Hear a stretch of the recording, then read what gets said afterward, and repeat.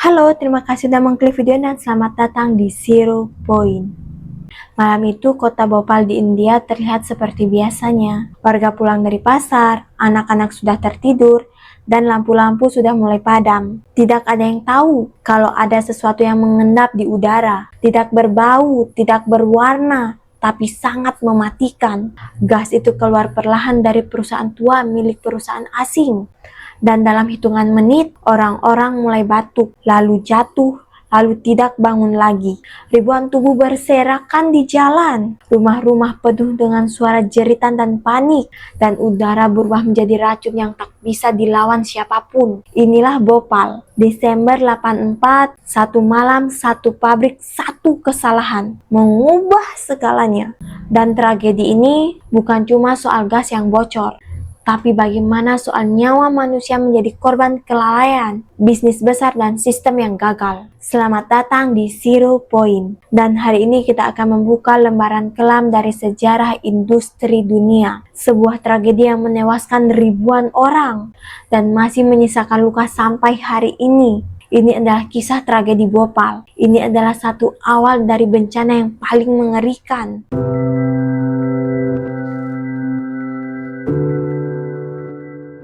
Bhopal, sebuah kota yang terletak di jantung India. Kota ini dikenal sebagai danau dan taman. Damai, tidak terlalu besar, tapi cukup ramai. India pada saat itu sedang membangun ekonomi. Pemerintah ingin menarik investor asing. Mereka memberikan izin bahkan dorongan kepada perusahaan-perusahaan luar negeri. Salah satu yang datang adalah perusahaan kimia asal Amerika Serikat, raksasa industri yang punya reputasi global. Union Carbide menunjukkan proposal. Mereka ingin membuka pabrik di India untuk memproduksi pestisida. Alasannya untuk membantu petani India untuk membasmi hama dan untuk meningkatkan hasil panen nasional. Pemerintah India menyambut dengan baik. Mereka memberikan lahan seluas lebih dari 100 hektar di Bhopal. Pada tahun 77 pabrik resmi dibuka. Dikelola oleh anak perusahaannya, Union Carbide India Limited atau UCIL. Awalnya warga senang. Pabrik ini memberi harapan, lapangan kerja, gaji tetap, dan janji masa depan yang lebih baik. Ribuan orang lokal mulai bekerja di sana, dari operator mesin, teknisi, bahkan staf kebersihan. Dan setiap hari, dari balik tembok pabrik, bahan kimia disuling, dicampur, disimpan. Tapi ada satu hal yang sangat berbahaya, metil isocyanate. Cairan yang sangat reaktif, bisa membunuh manusia dalam hitungan menit kalau bocor ke udara. MIC digunakan untuk membuat pestisida bernama Shefin. Sangat ampuh membunuh hama, tetapi juga mematikan bagi manusia. Menurut standar keselamatan internasional, MIC harus disimpan dalam suhu yang dingin dengan sistem dan keamanan berlapis. Tapi di Bhopal, banyak prosedur yang dipangkas demi menghemat biaya. Pada tahun 80-an, Union Carbide mulai merugi. Pasar pestisida lesu. Pabrik dikurangi jam operasionalnya, dan demi menekan pengeluaran, langkah-langkah keselamatan juga mulai dikurangi. Tangki-tangki MIC yang harusnya didinginkan seringkali tidak. Sistem pembersih gas yang seharusnya aktif setiap saat sering dimatikan. Alat deteksi kebocoran tidak diaktifkan. Dan pelatih keselamatan untuk para pekerja nyaris tidak ada. Bahkan warga di sekitar pabrik tidak pernah dikasih tahu bahwa mereka hidup berdampingan dengan gas yang sangat mematikan. Peringatan demi peringatan mulai bermunculan. Beberapa kecelakaan kecil terjadi. Ada pekerja yang sakit karena paparan uap, tapi semua itu ditutup rapat. Laporan disimpan, tidak pernah sampai ke publik. Pada tahun 82 ada kebocoran kecil, MIC yang membuat puluhan pekerja jatuh sakit. Tapi manajemen Union Carbide bilang itu cuma insiden ringan. Padahal itu adalah pertanda awal bahwa monster sudah bangun dan sedang menunggu waktu untuk lepas. Di balik pagar pabrik Union Carbide Bhopal, ada satu bahan yang tidak boleh pernah keluar dari kendali, yaitu metil isocyanate. Senyawa kimia ini dipakai untuk bahan baku utama membuat pestisida. MIC begitu singkatannya. cair yang bening tapi sangat tidak stabil. Kalau terkena air, reaksinya sangat cepat, menghasilkan panas dan gas beracun yang sangat luar biasa mematikan. Menurut standar keselamatan, MIC harus disimpan di dalam suhu di bawah 5 derajat Celcius dengan tangki baja yang khusus, sensor deteksi bocor, dan sistem pendingin aktif 24 jam. Tapi di Bhopal, karena alasan biaya, sistem itu dimatikan. Sejak 1983, Union Carbide memangkas dana operasional besar-besaran. Beberapa sistem pengaman bahkan sengaja dibiarkan rusak. Salah satu tangki penyimpan MIC dikenal sebagai tank 610, diisi melebihi batas aman, sekitar 42 ton, padahal kapasitas maksimumnya hanya 30 ton. Sensor tekanan rusak, kartu pengaman bocor, dan yang paling fatal adalah saluran air dari proses pembersih pipa yang suatu malam masuk ke dalam tangki MIC. MIC tidak boleh bersentuhan dengan air. Ketika itu terjadi, reaksinya tak terhindarkan. Suhu di dalam tangki naik drastis, dari 5 derajat menjadi lebih dari 200 derajat Celcius. Gas beracun mulai terbentuk, tekanan meningkat, dan akhirnya tangki meledak.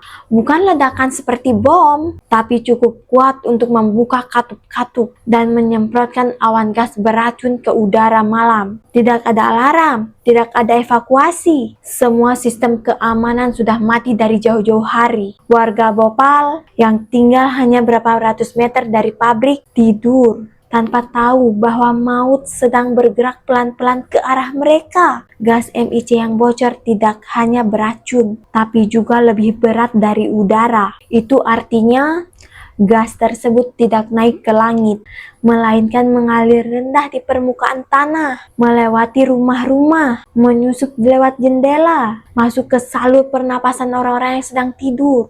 Dan dalam beberapa menit, orang-orang mulai bangun dengan batuk yang hebat, sesak napas, tersedak, mata terasa terbakar, dan dalam kepanikan. Mereka berlari tanpa tahu mereka harus kemana. Di dalam pabrik tidak ada penanganan darurat. Operator panik, manajemen tidak tahu harus berbuat apa karena mereka tidak pernah punya rencana untuk menghadapi kejadian seperti ini. Malam itu lebih dari 40 ton gas MIC dilepaskan ke udara dan Bhopal secara harfiah mulai mati pelan-pelan. Tanggal 2 Desember 1984, Bhopal tenggelam dalam malam yang sunyi. Langit bersih, tidak ada hujan. Dan warga tidur seperti biasa. Sekitar pukul 11.30 malam, reaksi kimia mulai memanas di dalam tangki 610. Beberapa operator pabrik mulai mendengar suara aneh, desisan dan dentuman halus. Tapi mereka sudah terbiasa dengan suara-suara itu dan mereka mengabaikannya. Beberapa menit kemudian, suhu dalam tangki melonjak tajam, tekanan meningkat, dan katup pengaman mulai terbuka secara otomatis. Gas mulai menyembur keluar, bukan sedikit, bukan perlahan, tapi dalam volume yang besar, seperti awan putih kejam yang tidak bisa dihentikan. Dan gas itu langsung menyebar ke permukaan padat yang berada kurang dari 1 kilometer dari pabrik. Ada yang terbangun karena matanya perih. Gas MIC merusak jaringan tubuh dengan cepat. Begitu masuk ke paru-paru, gas ini bereaksi dengan air di saluran nafas, membentuk asam yang menyebabkan luka bakar internal di tenggorokan, bronkus, dan paru-paru. Orang dewasa berlari keluar dari rumah, tapi justru menghirup lebih banyak gas. Anak-anak menangis lalu diam, karena saluran pernapas mereka belum cukup kuat untuk bertahan. Pukul 1 dini hari, RS Hamidia, rumah sakit terbesar di Bhopal, sudah penuh dengan pasien yang batuk darah, mata bengkak, kulit mengelupas, orang-orang kejang, dan banyak yang mati di kursi tunggu. Karena tidak kebagian tempat, dokter pun panik, tidak tahu harus berbuat apa, karena tidak ada protokol untuk menghadapi gas MIC. Bahkan mereka tidak tahu gas apa yang bocor. Union Carbide tidak memberikan penjelasan. Pukul 2 pagi, Jalanan kota penuh dengan tubuh. Sebagian masih hidup, sebagian sudah tidak bernyawa. Orang tua yang pingsan sambil menggendong bayi, remaja yang tersungkur di tangga rumah, anak kecil terkapar di kolong ranjang. Aroma tajam seperti cabai terbakar memenuhi udara, dan siapapun yang menghirupnya lebih dari 1 menit akan merasa seperti terlilit api dari dalam. Gas menyebar hingga radius 10 km. Total wilayah terdampak lebih dari 36 kawasan padat penduduk. Pukul 3 pagi, angin membawa gas ke selat kota. Mereka yang sebelumnya tidak tahu apa-apa, baru sadar di saat tetangganya tidak bangun lagi. Atau suara batuk dan jeritan berhenti tiba-tiba. Ketika fajar mulai menyingsing, Bhopal bukan lagi kota. Ia menjadi ladang kematian. Pagi itu, matahari mulai naik perlahan di atas kota Bhopal. Tapi sinarnya terasa dingin, sunyi, tidak ada suara ayam. Tidak ada hiruk pikuk pasar pagi. Yang ada hanya diam, dan di jalan kota ribuan tubuh manusia tergeletak. Sebagian memeluk anak mereka, sebagian lagi membeku dalam posisi berdiri. Mulut terbuka, mata melotot, seolah kematian datang dalam keadaan yang sangat menyakitkan. Menurut data resmi pemerintah India, lebih dari 3.000 orang tewas dalam 1 malam. Tapi menurut LSM, aktivis dan dokter menangani langsung. Angka sesungguhnya bisa mencapai 8.000 orang hanya dalam 72 jam pertama. Mayat memenuhi trotoar, selokan halaman rumah, dan koridor rumah sakit.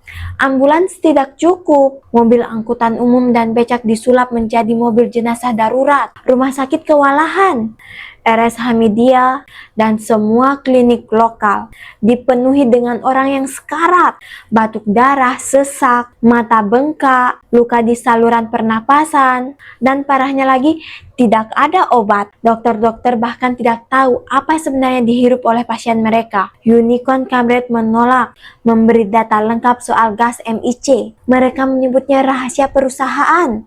Sementara itu, keluarga mencari orang yang hilang. Ditemukan jenazah sekeluarga, ayah, ibu, dan 2 anak-anak kecil. Semuanya meninggal dalam posisi sedang tertidur. Banyak warga yang terlalu miskin untuk membawa jenazah ke pemakaman. Mereka menggali lubang sendiri atau membakar jenazah di tanah yang terbuka. 3 hari setelah tragedi, bau kematian masih tercium di udara. Kota ini jadi kuburan raksasa, dan seluruh dunia akhirnya sadar telah terjadi bencana paling mematikan sepanjang sejarah. Tapi ini baru awal, karena kematian tidak berhenti di malam itu saja. Dalam minggu-minggu berikutnya, ribuan orang lagi meninggal dunia, dan puluhan ribu lainnya menjalani hidup dengan tubuh dan paru-paru yang tidak pernah sama lagi. Tragedi Bhopal tidak berakhir saat matahari terbit, ya justru baru saja dimulai. Karena bagi yang selamat malam itu, hidup mereka tidak pernah kembali seperti dulu.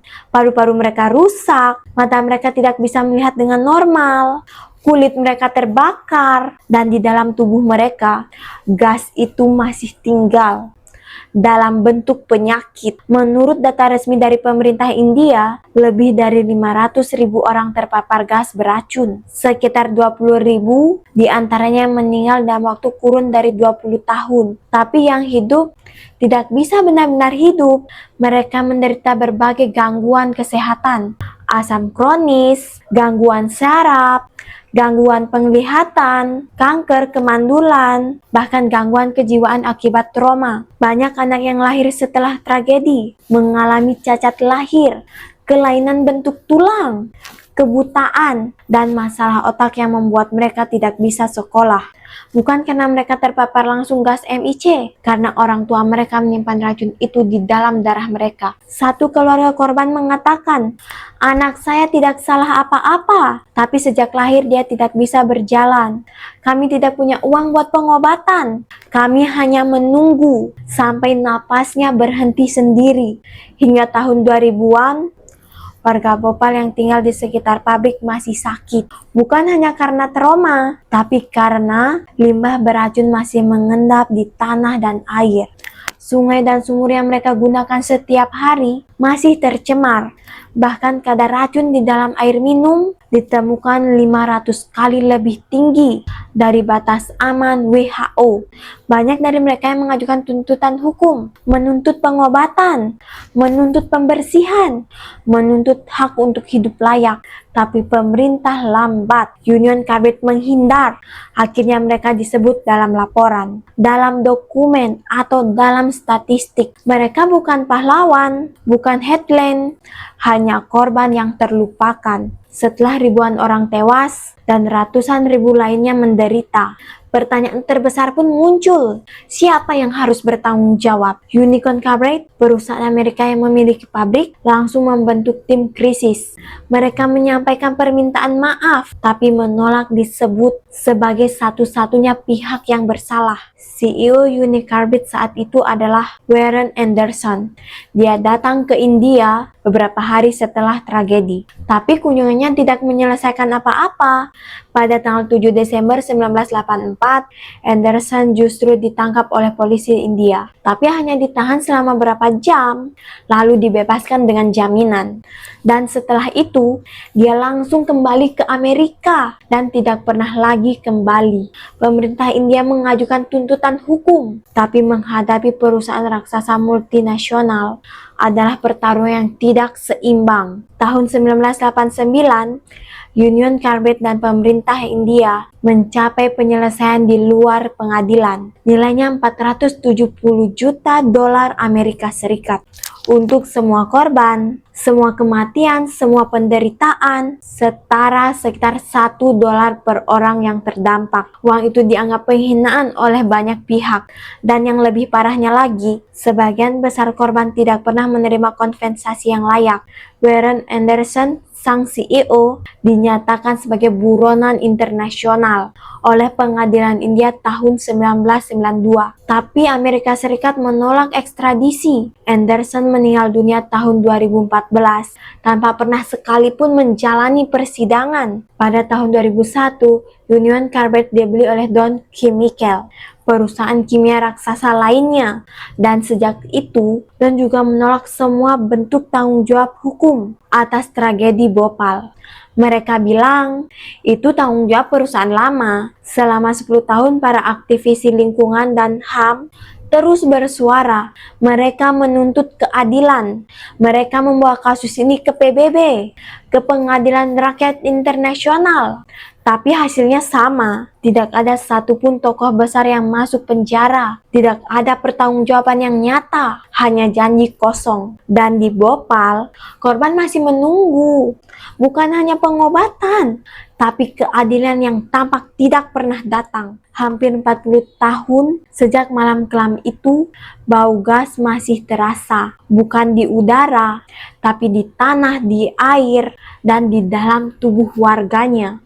Pabrik Union Carbide ditutup tidak lama setelah tragedi, tapi bangunan sisa-sisa bahan kimia dibiarkan terbengkalai, tidak pernah dibersihkan, tidak pernah dinetralisir. Limpahan MIC dan ratusan zat kimia lainnya masih tersimpan di dalam tangki, pipa, dan kolam penampungan. Sebagian besar meresap ke dalam tanah, sebagian larut ke sumber air. Penelitian oleh organisasi lingkungan Greenpeace tahun 99 menemukan tanah di sekitar pabrik masih mengandung racun yang sangat berat, termasuk merkuri, naftol, dan karbon tetraklorida. Beberapa senyawa ditemukan 1000 kali lipat lebih tinggi dari ambang batas aman. Warga yang tinggal dekat pabrik masih menggunakan air tanah. Mereka mencuci, memasak, minum, tanpa tahu bahwa itu membawa racun ke dalam tubuh mereka. Setiap hari, bayi-bayi yang lahir di tahun 2000-an, jauh setelah tragedi, masih menunjukkan gejala yang sama. Tulang bengkok, gangguan pernapasan, daya tahan tubuh yang rendah, dan keterlambatan tumbuh kembang. Pemerintah India membentuk beberapa komite rehabilitasi, mendirikan rumah sakit tanpa anggaran terbatas, korupsi tinggi, dan tidak pernah ada rencana pembersihan total situs pabrik. Hingga hari ini lokasi pabrik Union Carbide masih berdiri seperti museum bencana, sunyi, berkarat, dipenuhi tanaman liar, tapi tanahnya masih mengandung kematian. Aktivis dan dan warga menyebutnya The Living Toxic Graveyard, kuburan beracun yang hidup. Anak-anak bermain di dekat pagar pabrik. Orang tua masih berjalan melewatinya setiap hari karena tidak ada pilihan lain, dan dunia hampir tidak peduli karena berita sudah lama berhenti, headline sudah berganti, tapi racun tetap tertinggal. Tragedi Bhopal seharusnya jadi peringatan keras bahwa keserakahan bisa membunuh, bahwa teknologi tanpa tanggung jawab adalah bencana menunggu waktu. Terima kasih telah menonton video ini. Jika cerita ini menyentuhmu, bagikan pada orang lain agar kisah Bhopal tak hanya jadi ingatan kelam, tapi juga peringatan yang terus menyala.